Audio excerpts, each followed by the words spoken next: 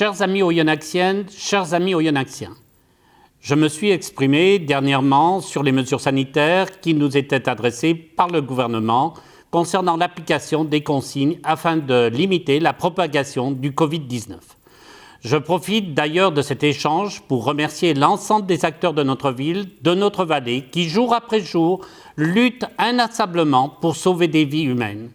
Je ne peux tous vous citer, tant la mobilisation a été importante, avec en premier lieu le personnel soignant et le personnel administratif du centre hospitalier et de l'EHPAD.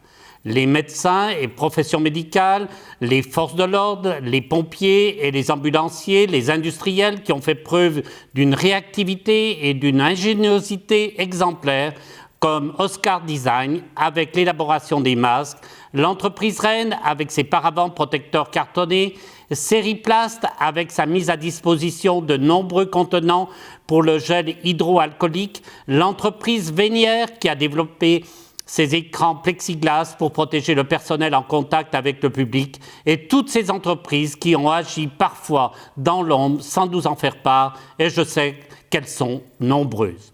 Nos commerçants, notre club de rugby, toutes les structures associatives, ainsi que tous les particuliers qui, d'une façon ou d'une autre, ont apporté leur contribution. Aujourd'hui, c'est un sentiment de fierté que j'éprouve face à cette mobilisation sans précédent. Bien que ces efforts quasi inédits sur notre territoire aient été déployés avec la plus grande rapidité et efficacité, il nous faut nous protéger dans une nouvelle gestion de crise, une crise économique cette fois-ci. Vous êtes nombreux à vous retourner vers l'interlocuteur qu'est la mairie, commerçants, artisans, professions libérales et bien sûr industriels et chefs d'entreprise. Car au-delà des annonces faites par le gouvernement, relatives aux aides ou à un prêt indexé sur une perte de chiffre d'affaires, etc., il vous faut des réponses concrètes et surtout immédiates. Certes, vous savez qu'une ville n'a pas de compétences en matière de développement économique, mais il était hors de question pour moi de rester les bras croisés et de voir notre tissu industriel et commercial aller à la catastrophe. Tout comme vous, je mesure les difficultés que vous pouvez rencontrer, car au-delà d'une perte sèche de chiffre d'affaires, il y a les emprunts qui font suite aux derniers investissements, les problèmes de trésorerie, les charges fixes à payer, etc.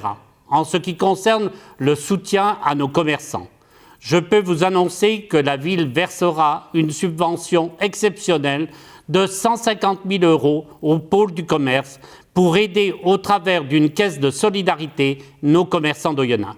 Je lance d'ailleurs un appel à tous les maires du secteur à rejoindre ce mouvement de solidarité envers les commerçants de notre bassin. Les modalités d'obtention de cette aide financière sont en cours d'élaboration, mais j'invite dès à présent les commerçants qui se trouvent dans une situation financière délicate à s'adresser au pôle du commerce. Je vous rappelle l'objectif qui est de sauvegarder l'ensemble de notre tissu commercial tel qu'il était avant les mesures de confinement. Je ne veux voir aucun commerce fermé à cause de cette pandémie. Alors, une fois de plus, il faudra s'armer de ténacité et de solidarité au sein même de la profession. Nous avons également suspendu les loyers des commerces appartenant à la ville, apporté notre soutien à la sécurisation des commerces en période de fermeture, accompagné ceux qui maintenaient leur activité en mettant un service de livraison à domicile. Vous voyez, nous participons activement et financièrement à l'effort de guerre, car il en va de l'avenir de nos petits commerçants et indépendants pour qui la crise aura des conséquences indéniables. En ce qui concerne le tissu industriel et artisanal, que je sais en souffrance également, je me suis immédiatement rapproché de notre député Damien Abad, avec qui nous travaillons en lien étroit et qui a mis en place de son côté une cellule de crise. Au travers de multiples échanges qu'il organise en visioconférence avec une trentaine d'industriels, il alerte quotidiennement le gouvernement sur la réalité de terrain et les difficultés que rencontrent nos entreprises et nos artisans.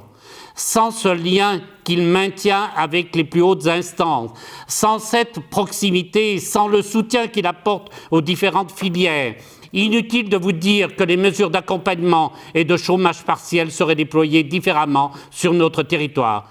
Il en va de même avec notre président du département et de Haut Budget Agglomération, Jean Deguerry, qui est aux avant-postes dans cette lutte pour vous assister tant sur des aspects techniques que pour l'obtention des aides financières, grâce notamment à la CCI de l'Ain et la cellule d'accompagnement conjoncture économique joignable au 04 74 32 13 00.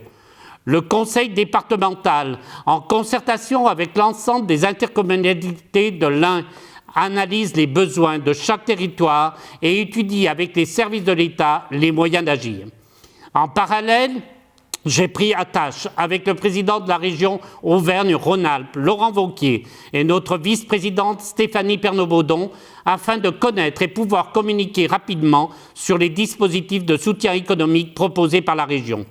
Vous connaissez leur attachement à la Plastic Valley et aux artisans locaux, comme ils ont su l'exprimer en début d'année lors de leur visite du chantier de Valexpo. Je m'entretiens régulièrement avec eux pour leur décrire la situation critique dans laquelle se trouve bon nombre de nos entreprises actuellement. Dès lors, plusieurs mesures ont été prises. Je ne vais pas toutes les développer, mais je veux simplement rappeler la participation de la région au Fonds de solidarité nationale annoncé par le gouvernement.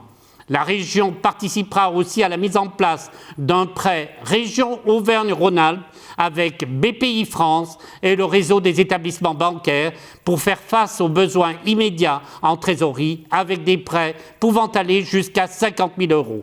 La région abondera également un soutien régional d'urgence, bâtiments et travaux publics afin de permettre aux entreprises du bâtiment d'accéder aux dispositifs de chômage partiel pour protéger leurs salariés. Un numéro de renseignement a été mis en place pour vous informer sur les dispositifs en votre faveur. Je vous invite dès à présent à téléphoner au 0805 38 38 69. Mes chers amis, vous l'aurez compris, l'heure n'est pas au relâchement, bien au contraire. Continuons à nous battre dans l'unité. Poursuivons nos efforts communs pour garantir une application absolue des mesures de confinement, car seul un respect strict des consignes nous permettra de sortir vainqueurs plus rapidement de cette guerre et ainsi limiter les conséquences indirectes. C'est pourquoi j'en appelle à une mobilisation générale et solidaire. Réjouissons des avancées positives de nos voisins européens, mais ne baissons pas la garde. Ce serait une grave erreur car nous sommes actuellement dans la phase critique de cette épidémie. Mes pensées vont à ceux qui actuellement luttent contre la maladie et ceux qui malheureusement vivent un deuil familial. En tant que maire d'Oyonnax, je vous souhaite courage et de faire preuve de résilience. Sachez que vous aurez toujours une oreille attentive et un soutien pour faire face aux difficultés auxquelles vous serez confrontés. Unissons nos forces, faisons preuve de solidarité, d'entraide et de fraternité pour préparer et conforter des jours meilleurs. Je vous remercie.